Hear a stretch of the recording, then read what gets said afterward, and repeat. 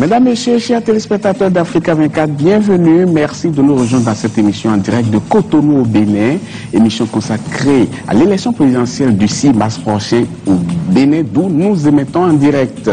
Comme vous avez dû le constater, Africa 24 vous fait découvrir les projets de société des candidats à travers des débats thématiques. Aujourd'hui, il sera question du système sanitaire et de l'assurance maladie ici au Bénin. Pour en débattre, nous avons trois représentants de candidats sur ce plateau. Il s'agit de Georges Baguidi, qui représente le candidat Pascal Irénée Koupaki. Merci d'avoir accepté notre invitation. Merci. Également sur ce plateau, M. Paul Tossa, il représente le candidat Lionel Zissou. Merci. Merci pour votre invitation. Également sur ce plateau, le docteur Ismaël Mamassika, il représente le candidat Sébastien Adiavon. Merci. Bonjour, merci M. Botton. Et un acteur de la société civile également sur ce plateau, qui est le président de l'association de Bénin Santé et Survie du Consommateur, M. Ernest Baguidi. Merci d'avoir accepté notre invitation. Oh, c'est moi. Merci à tout le monde. Ils sont présents dans cette émission, mais ils ne sont pas sur ce plateau. C'est bien entendu vous, chers téléspectateurs, vous êtes des milliers devant vos postes de téléviseurs. Vous pouvez toujours, comme à l'accoutumée, contribuer à cette émission et participer activement à travers une adresse bien précise, benin.2016@africa24tv.com. benin.2016@africa24tv.com. Adresse qui s'affiche justement au bas de votre petit écran. Et pour entrer dans le vif du sujet, nous allons regarder un élément d'illustration réalisé par Mokhtar Baré. Suivons plus. Africa 24, au Bénin, on s'achemine peu à peu vers la fin de la campagne électorale qui a démarré le 19 février 2016. À Abomey-Calavi, c'est une foule en liesse qui est venue accueillir Zachary Syriac. Pour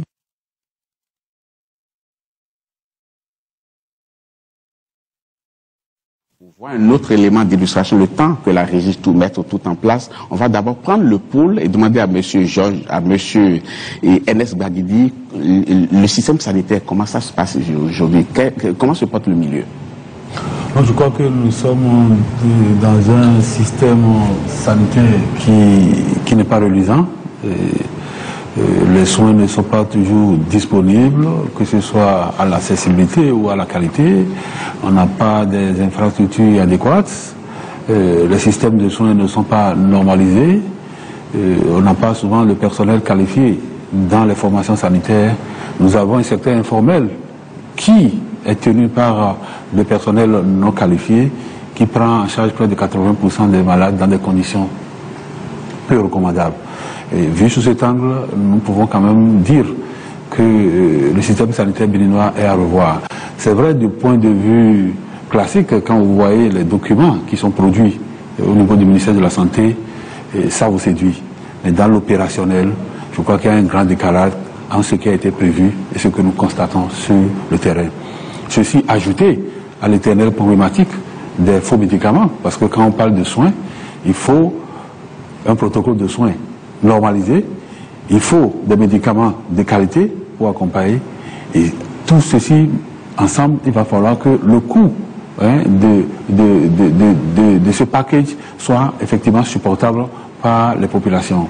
Donc nous attendons simplement que ceux qui aspirent prendre le fauteuil présidentiel nous disent ce qu'ils veulent apporter comme réforme, sinon les populations ne sont pas du tout contentes de ce qui leur est proposé en matière sanitaire au Bénin pour le moment. Merci M. Ernest Baguidi. Nous allons repartir quand même du côté de la technique pour regarder enfin cet élément d'illustration. Le secteur de la santé au Bénin doit faire face à des défis. S'il est vrai que de nombreux observateurs estiment qu'en 10 ans des efforts ont été consentis, les domaines sanitaires en perpétuelle sollicitation semblent encore grippés par les nombreux remous qui l'ont récemment caractérisé. Au cours des 2 derniers quinquennats du président Boni Yayi, plusieurs mesures ont été prises par les différents gouvernements qui se sont succédés pour améliorer la situation de la santé. Création et mise en place du fonds sanitaire des indigents, gratuité de la césarienne, gratuité de la prise en charge du paludisme chez les enfants de moins de 5 ans et les femmes enceintes. La liste des mesures prises pour soulager et protéger les couches les plus vulnérables de la population n'est pas exhaustive. Le régime d'assurance maladie, lui aussi mis en place dès le début du 2e quinquennat du président Boni Yayi, est l'une des mesures phares prises au Bénin dans le secteur de la santé. Parfois, à cause d'une petite somme, les populations, malgré qu'elles soient malades, n'arrivent pas à se rendre au centre de santé. Donc c'est cette barrière que nous voulons casser. Et que toutes les fois, quand quelqu'un tombe malade, qu'il n'ait plus ce souci financier avant de se rendre au centre de santé. Et l'objectif à long terme, c'est de réduire la mortalité et la morbidité due à certaines maladies, afin d'atteindre les objectifs du millénaire pour le développement. L'assurance maladie prend progressivement forme au Bénin, mais elle peine à se développer selon de nombreux observateurs. Les citoyens n'arrivent pas à s'approprier les produits d'assurance qui sont presque absents en zone rurale. Les effets du régime d'assurance maladie universelle mis en place depuis 2011 se font toujours attendre pour une majorité de la population. On attend que cela soit effectif, que après qu'on ne dise pas dans les centres d'hôpitaux, il n'y a pas de sparadrap, il n'y a pas de compresse, il n'y a pas de ci ou de ça pour les soins adéquats, que tout soit fait normalement, quoi, que cela soit bien effectif et que lorsqu'on se présente dans un centre de santé, que l'accueil soit chaleureux et que tout se déroule bien. Le régime d'assurance maladie universelle longtemps attendu par les Béninois est entré dans sa phase active le vendredi 21 juin 2013. Avec 1000 francs, les personnes inscrites au RAMU pourront 2 mois après leur adhésion bénéficier des avantages de ce programme qui couvre les 34 zones sanitaires du Bénin. L'instauration de ce dispositif de couverture universelle du risque maladie en République du Bénin a été accueillie et saluée par bon nombre de citoyens et d'acteurs du système sanitaire. 5 ans après, cette initiative peine à décoller. Je ne peux pas aujourd'hui, en termes de bilan, dire que c'est positif et qu'il faut continuer dans ce sens. La gratuité de la césarienne, c'est ça qu'on a brandi. Mais ça, là aussi, ça a été très mal géré. Et maintenant, lorsque nous parlons du personnel soignant, ici aussi, il y a des contentieux. Selon les observateurs, l'assurance maladie au Bénin est encore à l'étape embryonnaire. Cela s'explique par le nombre d'évacuations de malades à l'extérieur du pays et le coût de cette opération évalué à près de 60 milliards par an. On dit 1000 francs. Sur la base de quoi? C'était des propositions qui avaient été faites. Parce que quand vous prenez un montant, il y a les conséquences, il y a les mesures d'accompagnement. Et donc, dans une réunion folklorique avec les émigrants, je ne sais pas quoi, les femmes du marché, le chef de l'État, sans avoir attendu la fin du processus, a fait donc choisir les 1000 francs. Et donc aujourd'hui se pose un problème de viabilité de ce projet-là jusqu'à terme.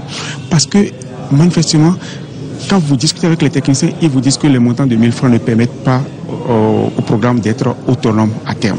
Les projets de société des différents candidats à la présidentielle reviennent sur la nécessité d'investir dans le secteur de la santé, de former le personnel soignant et surtout de rapprocher les centres hospitaliers des populations. Nous avons l'ambition de faire de notre pays le pays prédestiné pour les évacuations entre le Sahel et l'Afrique du Sud. Donc cela nous impose une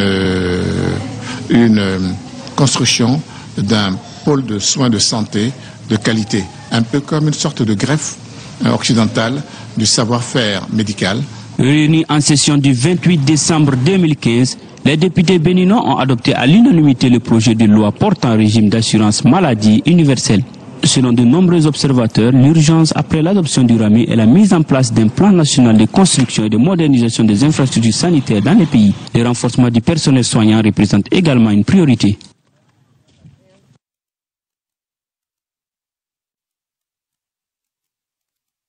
Faites-vous de l'accès aux soins et de la qualité des soins? Merci M. Boton, merci de nous avoir invités pour permettre de débattre un peu du projet de société de notre candidat, le candidat Sébastien Germain Adjaron. Alors, sur le domaine de la santé, on ne va pas revenir sur ce qui est pas, mais le problème c'est qu'aujourd'hui, on ne voit rien de concret pour sauver des vies sur le domaine de la santé. C'est-à-dire quoi? C'est-à-dire que nous sommes tous ici sur un plateau de télé. Si quelqu'un a un petit malaise, il n'y a rien pour sauver cette personne. Donc ce qui fait qu'il faut revoir à la base cette prise en charge des patients. Et cette prise en charge des patients, le candidat Sébastien Germain Adjaron a proposé en fait, la première chose c'est d'abord équiper, donner le matériel nécessaire avant de décider de faire quoi que ce soit. Sans matériel, le personnel ne peut rien faire. Une fois qu'on met le matériel à la disposition de chaque structure sanitaire, on révalorise les salaires des praticiens. On ne peut pas demander en fait aux praticiens de se dépasser sur les miettes qu'on leur paie en salaire, en sachant que dans le public, ils n'ont rien à gagner, alors qu'au privé, ils ont beaucoup à gagner. Donc il faut réévaluer, il y a beaucoup de choses à faire, ce qui fait que là, la première chose, c'est de commencer d'abord par augmenter, revaloriser le salaire, équiper les différentes structures sanitaires qu'on a et permettre au RAMU cette fois-ci de rentrer en activité et ça permettra de faire la prise en charge des patients. Merci, Dr Jacques Baguidi. Votre appréciation de l'accès aux soins aujourd'hui? Je peux dire globalement que le système est défaillant. Mais ce système défaillant est inclus dans un ensemble aussi défaillant. Donc il faut revoir cet ensemble comme un malade qui vient consulter un médecin. Je vais plus loin. Je veux dire, dans un système où l'action précède la pensée, ça ne peut donner que cela. Il faut aller au bas de la stratégie pour comprendre réellement ce qui arrive au Bénin, et ce qu'il ne faut plus faire et ce qu'il faut faire. J'ai eu la chance d'accompagner le candidat Pascal Irénée Koupaki dans les 77 communes du Bénin. Et j'ai eu la chance d'être un médecin de terrain. J'ai parcouru beaucoup de dispensaires au titre du projet de diversification de l'offre de soins que j'ai conduit au Bénin à la faveur de la conférence nationale. Mais depuis 3 ans, 4 ans que je travaille avec le Pascal Irénée Koupaki, tout le système a régressé. Nous sommes allés à -0. Aujourd'hui, si vous naissez au Bénin, dans un village, vous n'avez pratiquement aucune chance de voir un médecin avant de mourir. Si vous avez la chance de naître dans un quartier de ville, vous aurez la chance de voir des aides-soignants pour vous soigner. Mais si vous n'avez pas les moyens, vous n'avez aucune chance de voir un médecin comme nous qui sommes autour de la table, à plus forte raison, un spécialiste. Donc l'accessibilité est nulle. Je vais demander à Dr Paul Toussa. Depuis très longtemps, tout le monde fait cet état des lieux en disant ce n'est pas bon, ce n'est pas bon. Mais on a l'impression qu'on n'avance pas, que ça ne s'améliore pas. Et pourtant, chaque gouvernement qui arrive fait ce constat-là. Pourquoi est-ce qu'on n'avance pas? Pourquoi ça ne s'améliore pas selon vous? Merci de me donner la parole. Alors, moi je crois qu'il faut poser les bons diagnostics déjà. Tout à l'heure, vous parliez d'accessibilité aux soins. Oui. Alors quand on parle d'accessibilité aux soins, il y a 2 choses en fait qu'il faut voir dedans. C'est l'accessibilité géographique et c'est l'accessibilité financière. Alors tout à l'heure dans l'élément que vous avez passé, j'ai entendu dire que il y a une amélioration des indicateurs les 10 dernières années. En fait, on a effectivement sérieusement, et ça je pense qu'il faut quand même le reconnaître, que en termes d'accessibilité, en termes de couverture sanitaire, en termes plutôt d'infrastructure sanitaire, si vous voulez, il y a aujourd'hui quand même une couverture d'à peu près 86%. Là où le problème se pose, c'est pas parce qu'on a mis en place des centres de santé que ces centres de santé sont fréquentés, parce qu'il y a un autre problème derrière, qui est le problème d'accessibilité financière. Alors aujourd'hui, le taux de fréquentation de ces centres de santé, c'est pour ça que je dis qu'il faut bien poser les diagnostics. C'est pas la peine de continuer par multiplier les centres si les centres ne peuvent pas être fréquentés. Alors donc, ce taux d'accessibilité, aujourd'hui le taux de fréquentation de ces centres, c'est autour de 44% sur le plan national. Voilà, ça dit qu'on a créé des centres de santé, mais qui ne sont pas fréquentés tout simplement parce que les gens n'ont pas les moyens d'y aller. Ou alors ce qui ressort également, c'est la qualité des soins et l'accueil. Et donc ce sont des choses sur lesquelles il faudra absolument travailler. Alors donc je pense que il faut effectivement continuer pas investir dans les infrastructures, mais il faut mettre absolument en place le système de RAMU, le système d'assurance maladie, pour permettre aux populations de pouvoir fréquenter ces centres. Parce que sinon, on va rester dans des discours plats qui ne nous avanceront absolument à rien du tout. Merci, M. Tossa. Et M. Baguidi, je vais faire un récapitulatif pour dire les problèmes qu'on a aujourd'hui. Il y a l'aspect matériel, financier, les infrastructures, le matériel de soignants, l'effectif du personnel, le salaire qu'on octroie au personnel. Et à côté de cela, il y a aussi le fait que parfois on constate que les agents de santé aujourd'hui ne sont pas motivés outre mesure aussi.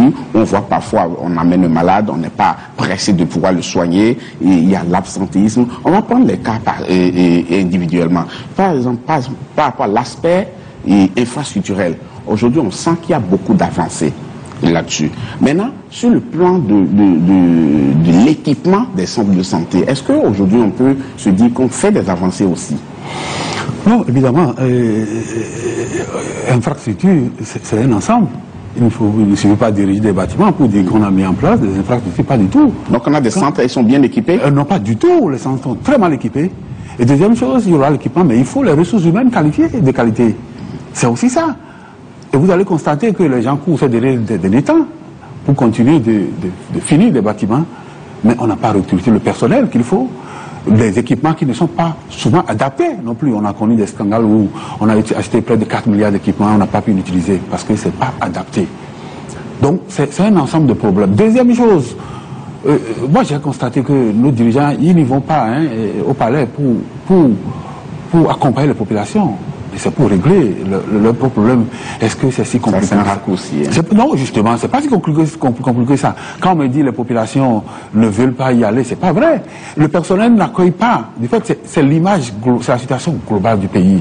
Quand vous avez un personnel que vous envoyez à un poste reculé et vous ne pensez pas qu'il faille l'accompagner pour qu'il reste, ou la structure n'est peut-être pas accompagnée, il n'y a pas de suivi. Il est obligé de vendre tous les médicaments qu'on a mis à sa disposition. Il n'y a pas l'inspection pour aller vérifier ce qui se passe sur le terrain. On livre les populations à elles-mêmes. Je crois que les gens ne pensent pas véritablement les programmes avant de les lancer. Je vais prendre le premier aspect, avoir des centres de santé, ils sont équipés, mais avec un équipement qui n'est pas adéquat. Monsieur Mamasika, dites-nous, comment faut-il procéder si votre candidat était élu, par exemple, que l'on puisse construire des centres de santé qui répondent vraiment aux besoins des populations et pouvoir les doter d'équipements adéquat, qui ne sera pas des éléphants? Alors, le constat est fait qu'il manque énormément de matériel au Bénin. Le simple exemple, avant de répondre à votre question, c'est un examen de routine qu'on appelle la tomodensitométrie. La tomodensitométrie, c'est ça qu'on appelle couramment le scanner. Le scanner, on ne dispose pas de scanner dans notre capitale à Porto-Novo. C'est quand même dommage. À Cotonou, on a 3 scanners, dont un qui ne travaille pas. À Parakou, on a 2 scanners, un scanner à Parakou, un à Ndali. Et c'est des scanners 16 barrettes. En parlant de barrettes, c'est en fait les premières générations. Aujourd'hui, selon les normes, on dispose des scanners 64, 32 barrettes et 64 barrettes. Donc aujourd'hui, le candidat Sébastien Germain Adjavon a proposé d'équiper en fait des centres. Que ce soit au sud, un centre à Cotonou par exemple, en disant qu'on pose à Cotonou un scanner 64 barrettes, au centre à Bomé un scanner et au nord un scanner. Ça permet de mettre le matériel à proximité des populations. Et ce matériel disposé à proximité des populations permet de faire les premières prises en charge. Parce qu'on ne peut pas mettre la charrette devant les bœufs en disant aux praticiens, faites votre boulot alors qu'ils n'ont pas les moyens de les faire. Donc si je comprends très bien, vous allez arrêter la construction des bâtiments et doter d'abord les bâtiments existants, les centres existants d'équipements. Exactement, c'est ce qu'il faut faire. Ok, je vais demander à Georges Baguidi, alors par rapport à votre candidat, comment est-ce qu'il faut faire pour dire...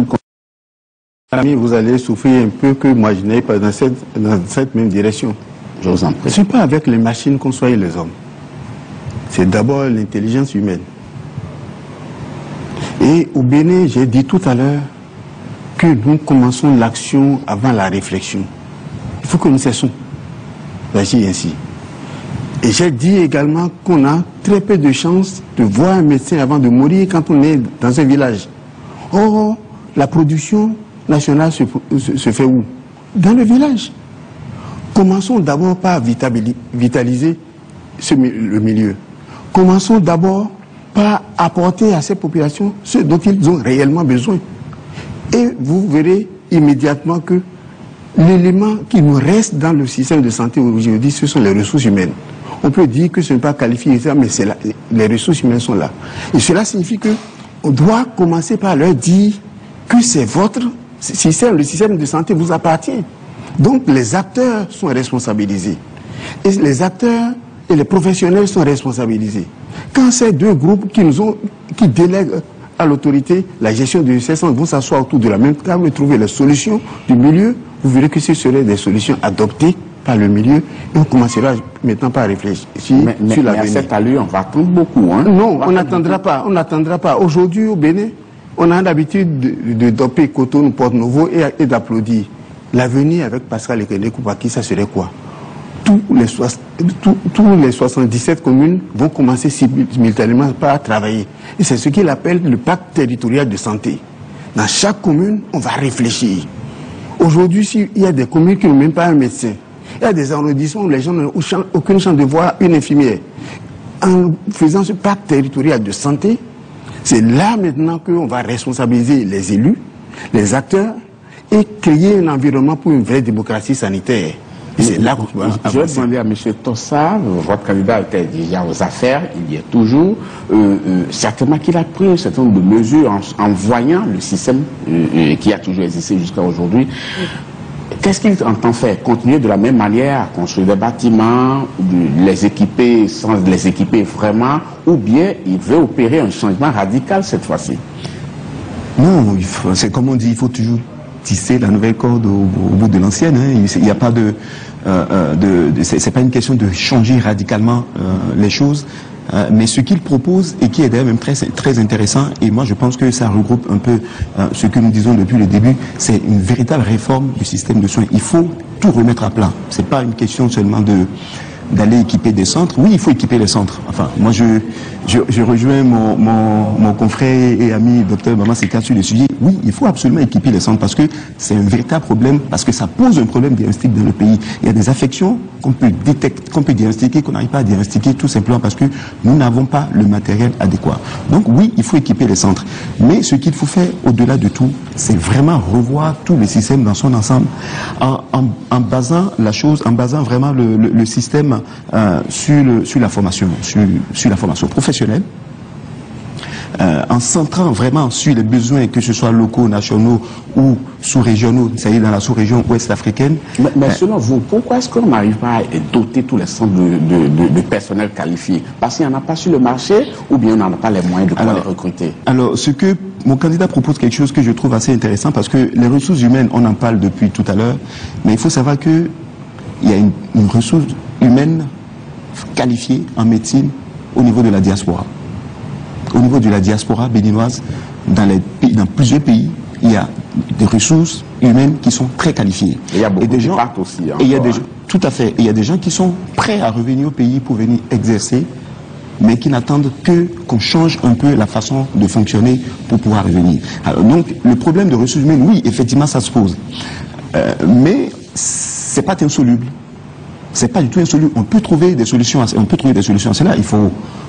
Pourquoi ne pas augmenter le nombre d'étudiants en médecine conforme et même revoir même la formation médicale, hein, parce que même à ce niveau, il y a quand même des choses à voir. Revoir même déjà la formation médicale dans son ensemble et permettre aux médecins béninois, quand ils ont fini leur formation, d'avoir envie de rester dans leur pays pour travailler, ou à ceux qui sont partis de revenir pour travailler. Et c'est ça ce que propose le candidat Lionel Zissou. Alors, permettez-moi je vous en prie, je vais demander à M. Ernest Blaguidi, on dit qu'il y a un véritable problème de ressources humaines, le personnel n'est pas suffisant, mais le peu qui existe se plaint beaucoup. En témoignent les grèves de manière régulière. En fait, quels sont les problèmes qui sont à l'origine de ces grèves-là? Il faut avouer que ce personnel que je salue, c'est un personnel qui est très maltraité. Vous venez de suivre le président du candidat Lionel, qui pense que son candidat viendrait dresser le lit à la diaspora. Non, c'est pas de ça qu'il s'agit. Et si c'était si religieux que ça, ils ne seraient pas partis. Donc, je reconnais que les travailleurs béninois sont très mal partis, du point dans le domaine de la santé. Et ça, c'est une injustice qui est temps de corriger. Et quand on aurait corrigé, on pourrait effectivement éviter les petites corruptions que nous constatons, où le personnel est obligé de vendre du matériel aux malades, c'est des médicaments qu'on vend. Donc vous les excusez, c'est ça? Je ne les excuse pas. Je vous ai dit qu'il n'y a pas l'inspection, il n'y a pas de suivi. Et c'est à l'image du pays. Prenez tous les secteurs où tous les secteurs sont dégradés. La corruption est partout. Et quand la tête est plongé directement dans la corruption, qu'est-ce que vous voulez qu'on constate? Malheureusement, c'est le secteur le plus sensible. Mais moi, je veux même aller un peu plus loin. Au-delà de ce qu'il faut équiper. Non, il faut équiper, mais vous équipez et vous n'avez pas un personnel qualifié pour utiliser l'équipement. Ça aussi, ça n'a pas de sens. Donc on ne peut pas commencer par l'équipement quand on regarde le problème des ressources humaines. Mais à cette allure, on se demande par quoi il faut commencer. C'est en cela, moi, je pense plutôt qu'il faut commencer par faire de la promotion de la santé. Cela suppose quoi? Il faut garantir une alimentation saine. Il faut garantir un environnement sain. Il faut des activités sportives aux populations pour anticiper sur ces pathologies. Parce que les gros problèmes que nous avons au Bénin, en réalité, vous observez, à part les pathologies que je qualifie de pathologies des opulents, qui sont les maladies cardiovasculaires, le diabète et autres, vous allez voir dans nos villages, à part le paludisme, ils ont besoin de petits soins, en réalité. Et quand la femme, quand on parle par exemple de la césarienne gratuite, si vous avez une grossesse bien suivie, on n'ira pas à la césarienne. Malgré la disponibilité de la césarienne gratuite, vous allez voir des femmes qui continuent de mourir en couche, simplement parce que la formation sanitaire qui devrait les prendre en charge est très loin, ou bien il n'y a pas de gynécologue disponible. Merci, M. Baguidi. Alors, M. Mamasika, on sent quand même une certaine démotivation des agents de santé.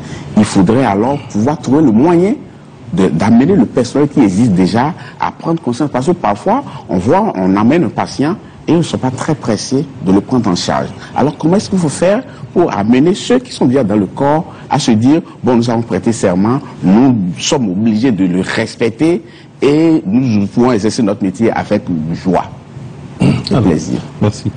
Je vais revenir un peu sur une ancienne question par rapport à l'équipement des centres. Juste expliquer à mon confrère d'en face, Monsieur Tossa? Non, pas Monsieur Tossa, Monsieur Baguidi, Baguidi, oui.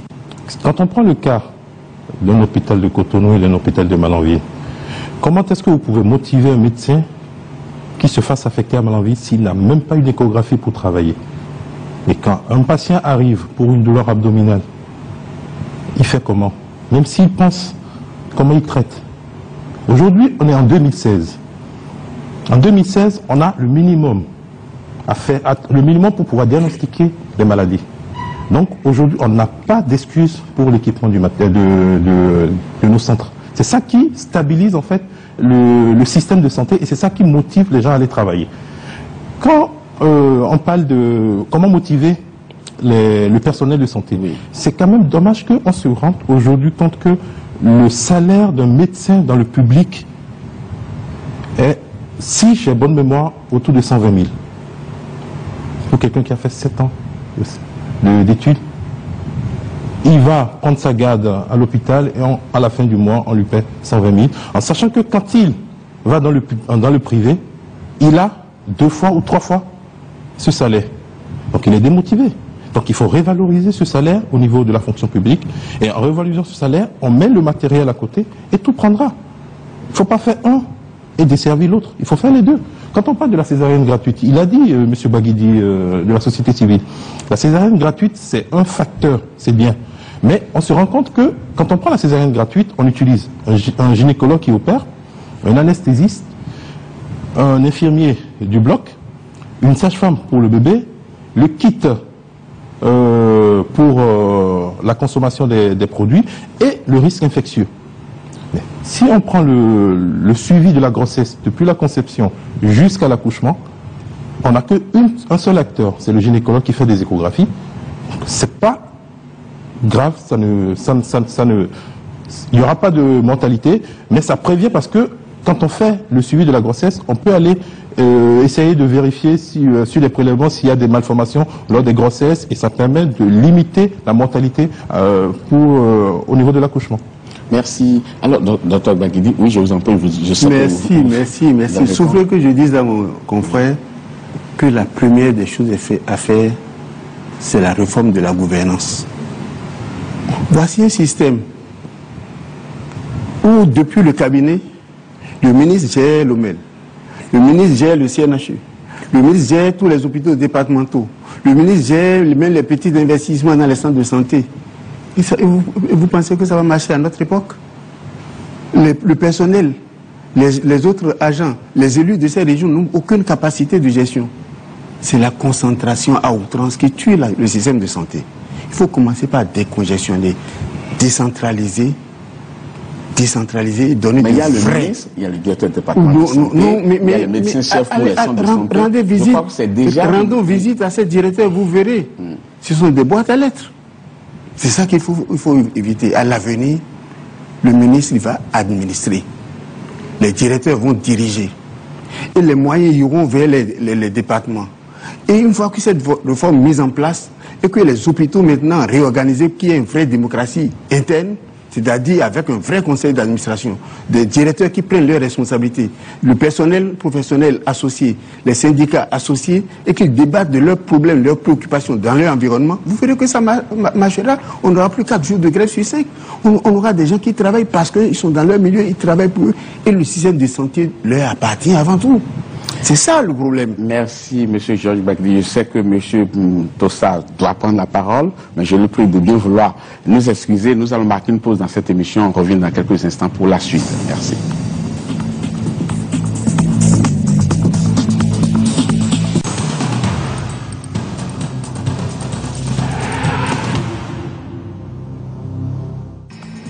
Nous sommes de retour sur le plateau d'Africa 24 pour la suite de cette émission consacrée ce jour au système sanitaire béninois et à l'assurance maladie. Nous sommes toujours en compagnie de Dr Georges Bagdi qui représente le candidat Pascal Irénée Poukaki sur ce plateau, de Paul Tossa qui représente le candidat Lionel Zissou, du Dr Ismaël Mamassika qui représente le candidat Sébastien Diavon et de Ernest Bagdi qui est le président de l'association Bénin Santé et Survie du consommateur, acteur de la société civile. Merci à vous d'être toujours en notre compagnie. On avait coupé le tour de table qu'on faisait sur M. Tossa. Vous avez la parole maintenant pour nous dire entre le côté matériel et le côté humain, vous mettez l'accent sur quoi concrètement, vous? Alors, merci, mais je vais revenir sur quelque chose qu'a dit M. Bagdi, qui est représentant de la société civile, parce que je suis désolé de ne pas répondre à la question tout de suite, mais il m'a fait dire quelque chose que j'ai pas dit, dont j'ai voulu rectifier. Je n'ai jamais dit que le candidat Lionel Zissou est venu pour faire le lit de la diaspora. C'est pas ce que j'ai dit. J'ai dit qu'il y a des compétences béninoises à l'extérieur qu'on peut exploiter au Bénin, et un des axes de la politique santé du candidat Lionel Zissou fait partie. Mais ça ne veut pas dire que les médecins ou le personnel soignant qui est au Bénin doit être laissé de côté. Ce n'est absolument pas ça. Je n'ai jamais dit qu'il est venu pour faire le lit de la diaspora. Et je suis bien placé pour vous dire que vous avez des évacuations sanitaires vers la France où les personnes se font soigner par des médecins béninois qui sont là-bas et qui n'attendent que des choses changent dans leur pays pour rentrer. Alors on ne peut pas dire qu'on va fermer les yeux sur ces compétences parce qu'on en a besoin. Alors pour revenir à votre question,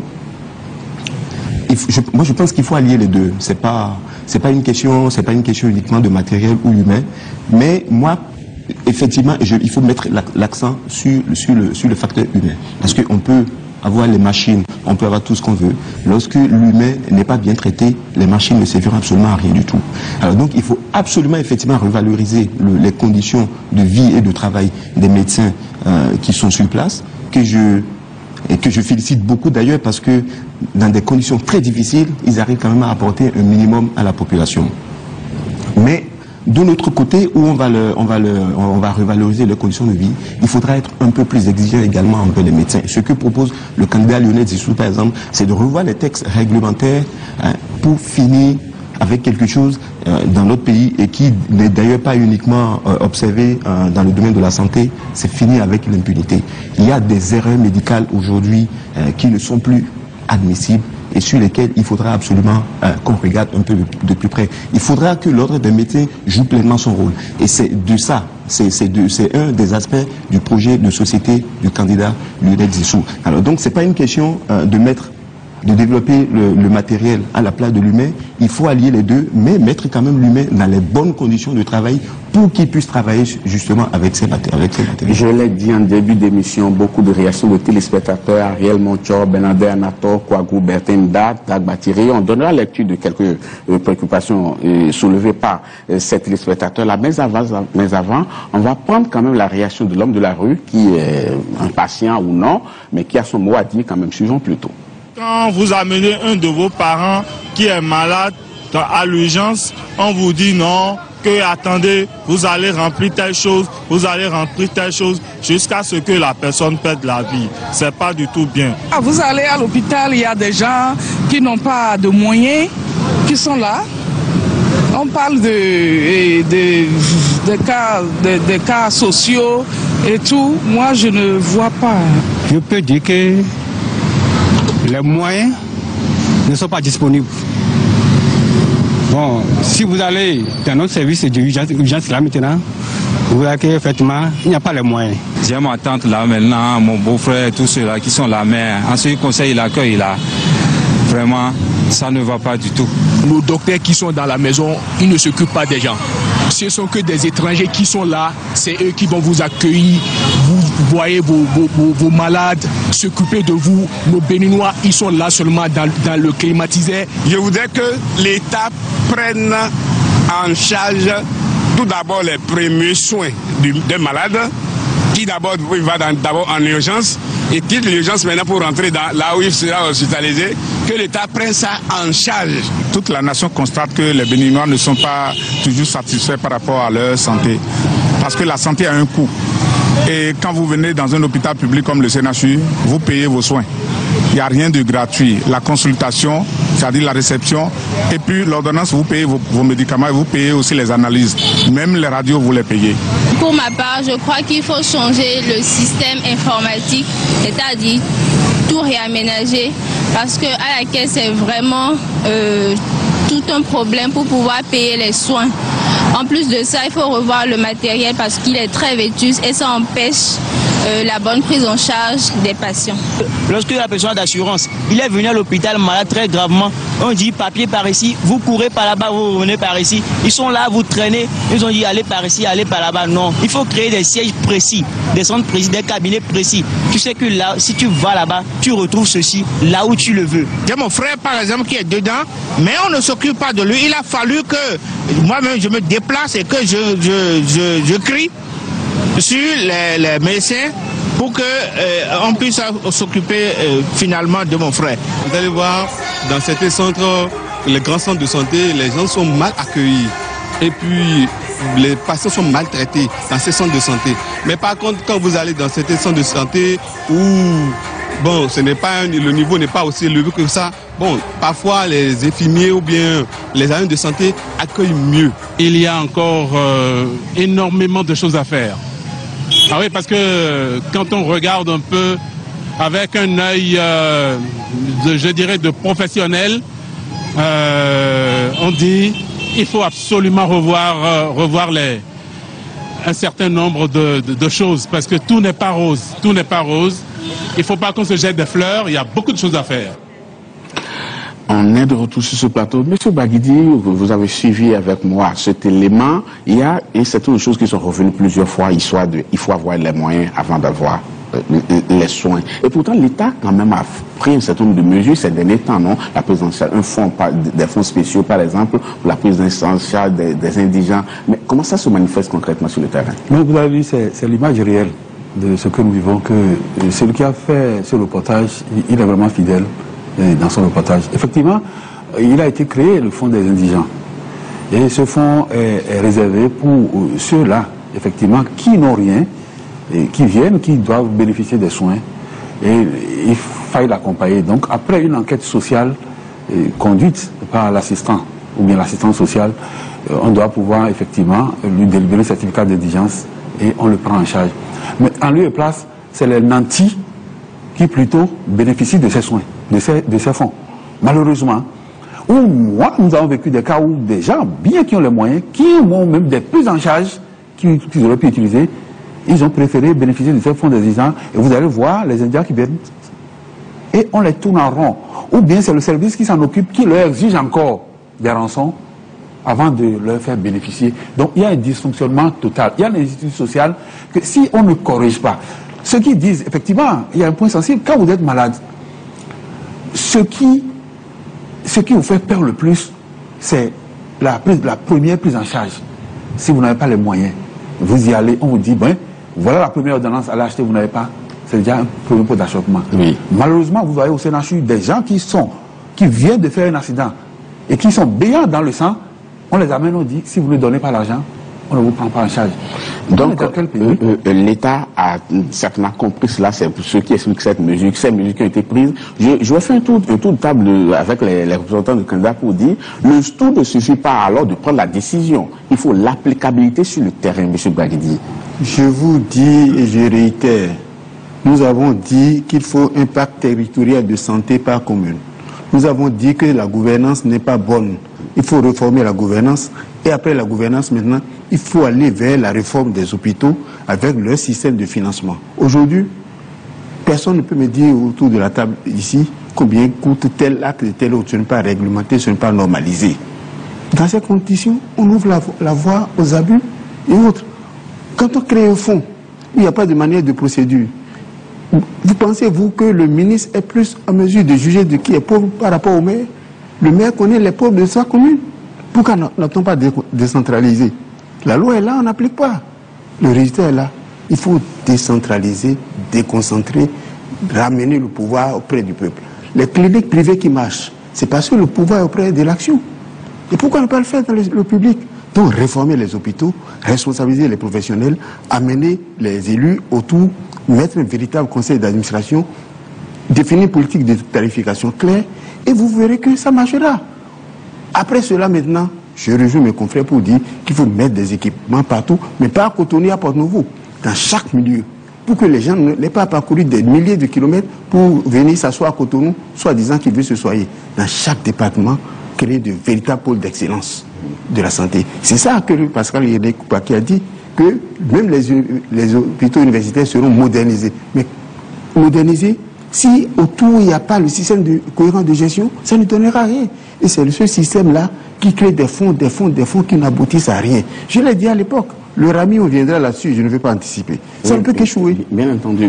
Monsieur Mamasika, on essaie quand même de douaner beaucoup les agents de santé, quand bien même ils ne travaillent pas toujours dans de très très bonnes conditions, mais il y a un certain nombre d'erreurs qu'on note quand même qui sont impardonnables et qui affectent la vie des patients. Alors, quelles mesures faut-il prendre pour que les personnes soignants se disent, attention, on peut me taper dessus si éventuellement je suis coupable ou il y a des manquements dans mon travail?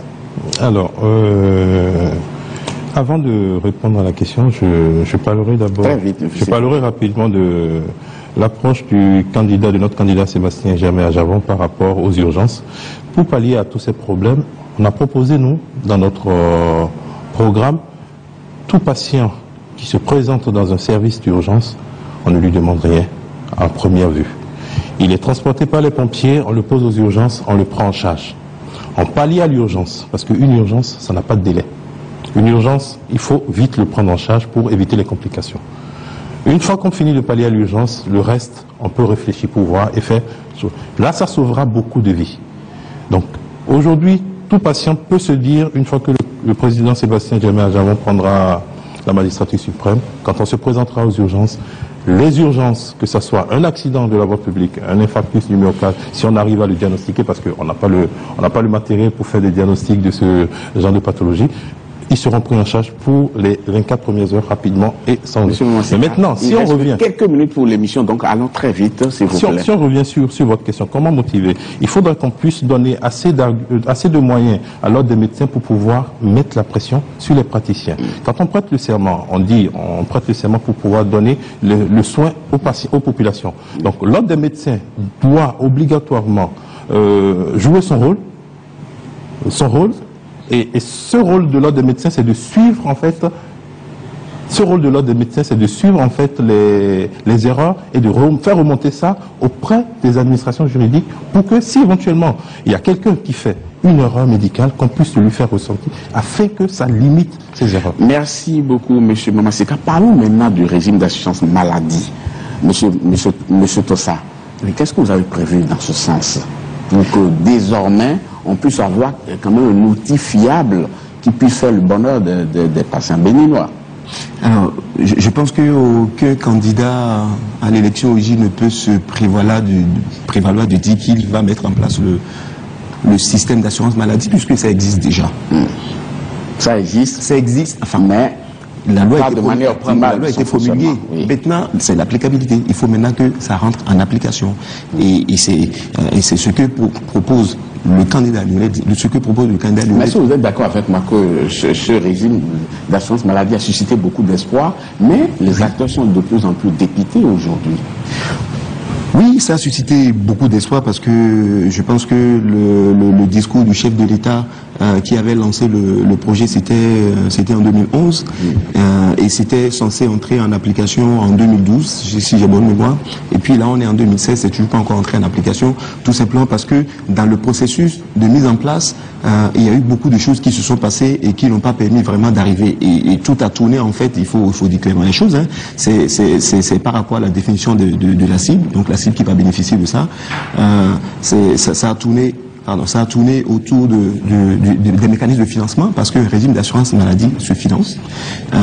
Et c'est ce que justement propose le candidat Lionel Zinsou, c'est d'élaborer une stratégie pour que le régime d'assurance maladie soit effectivement effectif dans quelques mois après sa prise de pouvoir. Merci, Dr Georges Baguidi. Je pense personnellement qu'à l'étape d'aujourd'hui, la loi là telle que votée n'aboutira à rien. Disons, appelons les choses par leur nom. L'erreur à la base est énorme. Voici un pays où l'assurance maladie était limitée aux fonctionnaires. Et encore, plus on veut généraliser. Avant de généraliser, on n'a pas cherché à savoir ce que c'est que les différentes branches d'activité professionnelle. On n'a pas savoir quel rôle jouerait le corps médical, les autres agents. Puis brutalement, on lance sur un mode assurantiel. Là où il faut créer un système d'assurance sociale. Donc tout est faussé. Et l'échec est là dans tous les hôpitaux. Ce n'est pas moi qui le dis, tous les collègues le disent. Merci. Je peux proposer les solutions, si vous me permettez. Monsieur Moumassika, par rapport à l'assurance maladie. Par rapport à l'assurance maladie, comme l'a dit mon confrère Baguidi, très vite, parce que c'est la dernière minute, hein. On n'aura pas le temps de refaire. À la base, tout est faussé. À la base, tout est faussé dans la mesure où aujourd'hui, on n'a pas appliqué ce régime. Il y a trop de failles. Il faudrait au départ faire des groupes tests. Ces différents groupes tests permettent de voir les différentes failles. Et sur ces différents groupes, dès qu'on a les failles, on monte le dossier et ça évite. Parce qu'on ne peut pas demander à tout le monde de payer 1000 francs pour un régime d'assurance maladie. Celui qui est opérateur économique, ou soit celui qui est cultivateur, ou soit celui qui est commerçant, ils n'ont pas les mêmes revenus. Donc ils ne peuvent pas être sur le même régime. Donc c'est ça qui fait qu'aujourd'hui, on n'est pas en train de pouvoir appliquer ce régime. Et ça ne peut pas marcher. Donc il faut revoir ça. Et le candidat Sébastien Germain, il propose simplement que dans les 6 premiers mois, les 6 mois après son investiture, qu'on réfléchisse sur cette manière de comment favoriser l'accessibilité des soins par ce régime. Donc on revoit rapidement à la base comment c'est fait. Merci. Votre proposition que vous voulez faire, parce que vous avez voulu réagir par rapport à ce que vous avez dit. Oui, non, mais c'est juste parce que je n'étais pas tout à fait d'accord avec lui quand il disait qu'on n'avait pas associé les agents de santé au moment où on montait le mécanisme. Non, je ne suis pas tout à fait d'accord. Oui. Mais moi, je vais terminer en disant que, parce que tout à l'heure, je crois que mon confrère qui vient de parler me rejoint sur le fait qu'il faut maintenant mettre en place le véritable mécanisme de financement pour que ça puisse être effectif. Moi, je vais finir par dire qu'il y a quelque chose qu'il faudrait absolument faire. Quelqu'un l'a dit tout à l'heure dans l'élément qu'on a vu, c'est l'informatisation de tout le système.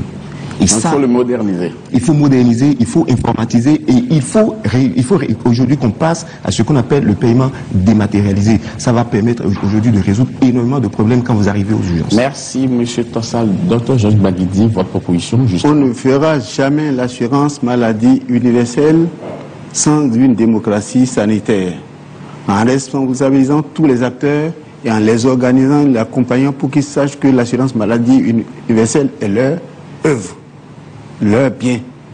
Mais si nous restons au sommet de l'État avec une telle malgouvernance pour dire qu'on leur fait l'assurance maladie universelle, ça ne marcherait pas, parce que j'ai eu la chance, c'est moi qui ai introduit le ministère de Santé au Bénin, avec l'appui de la coopération française. Et je sais ce dont je parle. Merci beaucoup, Georges Baguidi. Monsieur Enes Baguidi, à vous de conclure cette émission par rapport à ce que vous attendez du prochain président en tant qu'agent de santé vous-même et en tant que président d'une association de consommateurs. J'attends des infrastructures normalisées, j'attends des équipements dans les hôpitaux, j'attends du personnel qualifié. Et là, nous avons tout le temps parlé des médecins, il ne s'agit pas des médecins. Il faut parler des infirmiers qualifiés, des aides-soignants qualifiés. Voilà, c'est ça une équipe de santé. Je veux des matériels, des consommables qu'on puisse mettre à la disposition du personnel. Je veux qu'on déploie les formations sanitaires dans tous les départements. Si on veut effectivement que le RAMU soit une réussite, je veux que les soins soient accessibles. Ça voudra dire qu'on doit normaliser les coûts de traitement, que ce soit dans le public ou dans le privé. Si on ne le fait pas, je crois qu'on va tourner en 5 ans après, nous reviendrons dire encore les mêmes choses. Merci beaucoup, merci beaucoup, merci à vous tous qui avez participé à cette émission. Nous en sommes pratiquement à la fin. Il y avait sur ce plateau le docteur Georges Baguili qui représentait le candidat Irénée Koupaki, le docteur Paul Tossa qui représentait le candidat Lionel Zissou, le docteur Ismaël Mama qui représentait le docteur Ismaël Mama Sika qui représentait le candidat Sébastien Diavon et puis Ernest Baguili qui représentait la société civile. Merci beaucoup à vous tous d'avoir été des nôtres pour cette émission. On aura d'autres cadres pour approfondir cette réflexion et ces échanges. Mais la Africa 24 est toujours au cœur de cette campagne électorale ici au Bénin dans le cadre du scrutin du 6 mars prochain. Dans quelques instants, nous allons recevoir une candidate sur ce plateau en la personne de Marie-Élise Bédo qui va nous expliquer un peu les grands compartiments de son projet de société. Ce sera avec Thierry Ngogan et moi-même. Mais avant, nous allons prendre les nouvelles du terrain avec le journal de campagne. Suivez tout de suite ce journal présenté par Franck Noudauphiné. Bienvenue